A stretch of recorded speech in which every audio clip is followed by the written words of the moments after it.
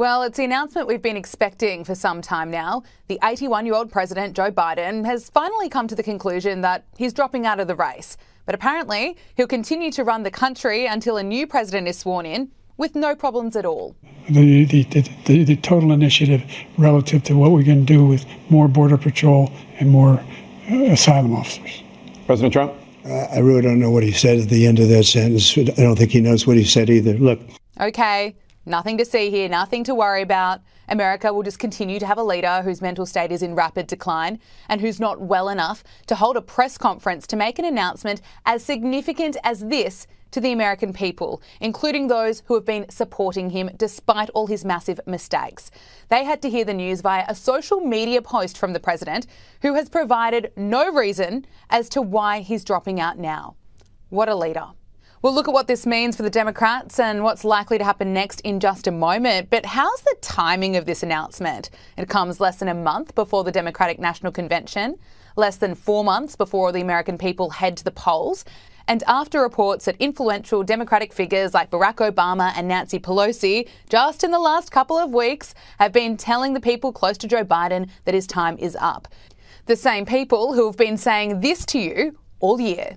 Is something that Joe Biden has worked on diligently each and every day on behalf of working Americans, and I expect him to continue to do that for the next 4 years and 8 months. And we have to make sure people know. We have to respect them. We have to listen to them. We have to build community, continue to build community with them. I'm very excited about the credentials, the legitimacy, the leverage that Joe Biden has given to America's working families. And that's the message. And campaigns are campaigns. It's a war term. You have to go out there and fight. Well, they lied to you. And they said this knowing it was a lie, while witnessing firsthand that Joe Biden's mental fitness was in decline. But if you want to believe their BS, that they've only just discovered this is a new problem, how is it that outlets like Sky News Australia, not CNN, have been able to call out Joe Biden's mental decline years ago? Here is Joe Biden in 2022. It is noteworthy that the percentage of women who register to vote and cast a ballot is consistently higher than the percentage of the men who do so. End of quote. Repeat the line. Women are not without electoral and or political, or maybe precise, not and or political power.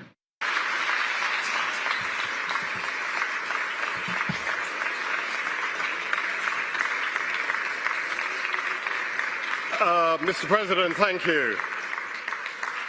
Watch me. If you think I don't have the energy level or the mental acuity, then you know, that's one thing.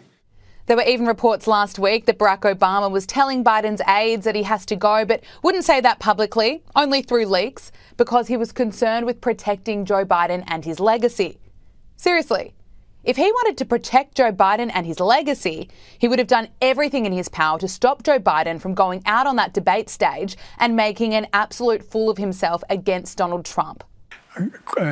Eligible for what I've been able to do with the with the COVID, with dealing with everything we have to do with.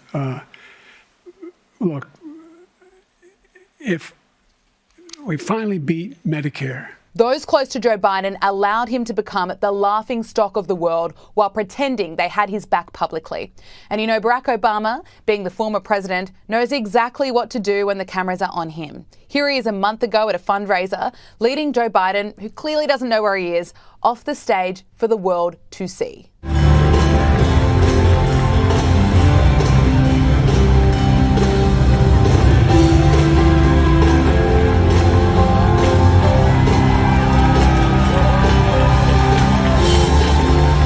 Now, some people may look at that and go, how sweet, very sweet, but others can see right through it. It is no wonder more Americans than ever before are throwing their support behind Donald Trump, because these senior Democrats have been so arrogant to ignore and dismiss the genuine concerns of the American people while continuing to push a campaign which is essentially anyone, even a fragile old man with a poor memory, is a better option than Donald Trump.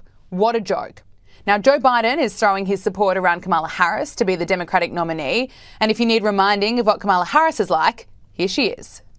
We've been to the border. So this whole thing about the border, we've been to the border. We've been to the border. You haven't been to the border. And I haven't been to Europe. And I mean, I don't understand the point that you're making. I can imagine what can be and be unburdened by what has been. You know? What can be unburdened by what has been. What can be unburdened by what has been. What can be unburdened by what has been. What can be unburdened by what has been. So now we're seeing figures like Bill and Hillary Clinton throwing their support behind Kamala Harris, as well as potential rivals like California Governor Gavin Newsom supporting her. But at this stage, nothing is guaranteed, and there is every chance this will go to an open convention in August. So then it turns to how does the convention work? At the conventions, each delegation from each state is supposed to vote along the lines of whoever the state voted for in the primaries or caucuses that were held in that state. There's reporting today that a phone call with the 50 state chairs indicated they would all support Kamala Harris. But if another candidate does put their hand up, say that they want to be considered, there's nothing stopping them talking to those delegations as well. Here is Sky News host James Morrow giving his analysis on Sky News this morning. Well, I just think this is absolutely bizarre here, Pete. I mean, let's think about this here. We haven't seen the president. All we've had is this announcement basically put out on X that he is withdrawing from the race after this very long and protracted process of the last few weeks when suddenly it became impossible to hide what everybody knew about the president. So, you know, like, I think this is a fascinating moment, but I also think I have a lot about the way democracy is being done here. You know, the Democrat leadership, they all knew there was a problem, and all the stories have come out that they knew that there was a problem. And yet they still put the American people and their voters through a primary. 14 million people voted. And then now that there's that problem can't be hidden anymore, the donor class, the oligarchs, you know what I mean? The Democrats are supposed to be about the little guy, are in there pressuring the president and, you know, leaking and creating a situation where he essentially has to go and he's forced out. And I just think it's a pretty bizarre situation for America to be in. It's all the big entertainment heads, Netflix, etc., over in California. Well, it's not just them. I mean, it's big money, hedge funds, you know, big corporate people. It's a real sort of behind the scenes thing. This is not democracy. This is oligarchy happening here. And they foisted Joe Biden on the people despite knowing that he had trouble. And now they've got these two existential questions, Pete, that they have to answer. Number one, if Joe Biden is not able to run for president again, why is he fit to serve now and for the next 6 months until whoever wins is inaugurated? And now the other thing is if they go to an open convention or they don't choose Kamala Harris, then was she ever qualified to be VP? So there's a lot of problems that they now have to sort of answer. Do you think they can win? I absolutely think they can win.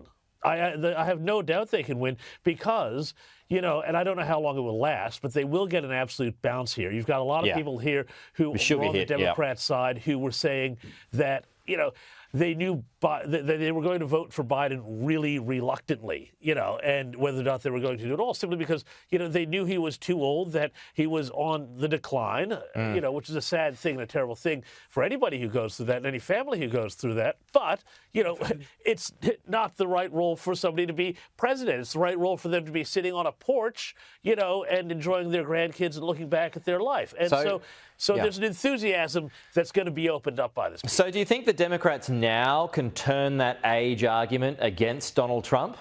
Well, I don't think so, because Donald Trump, you know, he just literally dodged a bullet or copped a little bit of the bullet. But I mean, like the vigor that he has shown in surviving that assassination attempt and then, you know, getting up there on the stage and then getting out there on the campaign trail.